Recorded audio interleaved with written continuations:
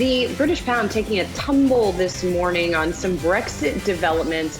How many times have I said that phrase over the past several years? And yet here we are again. Tom Belger is joining us from the UK to talk more about what is happening, or maybe what is not happening in terms of negotiations there. Tom?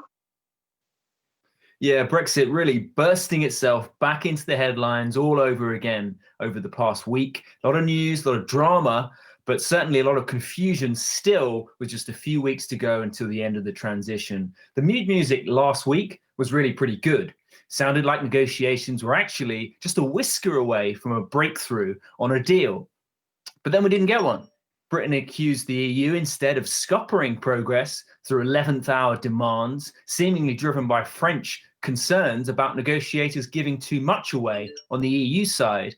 And the hope then was that a phone call between European Commission President Ursula von der Leyen and the British Prime Minister Boris Johnson over the weekend would finally move the dial. But that then didn't happen either. They spoke, but no progress in those conversations. And then finally, yesterday, a bombshell report that a deal had been struck on fishing rights. That's one of the key sticking points in these negotiations. But again, hopes quickly dashed because both sides are now denying that story. Instead, Michel Barnier, EU's chief negotiator, he's apparently gloomy about the prospects of a deal. So a huge amount now hinging really on a second call between Ursula von der Leyen on the one side and Boris Johnson on the other, that's scheduled to happen in only a couple of hours' time.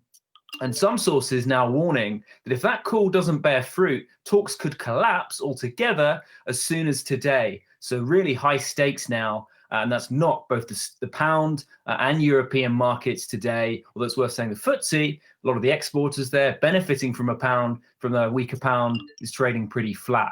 So it says a lot, lastly, frankly, that ministers today are having to deny that a no-deal Brexit would mean Armageddon, because there's going to be serious economic disruption if those negotiations don't bear fruit in the next few days. Oof, suspenseful days once again. Tom Belger, be well. Thank you so much for that report. Appreciate it.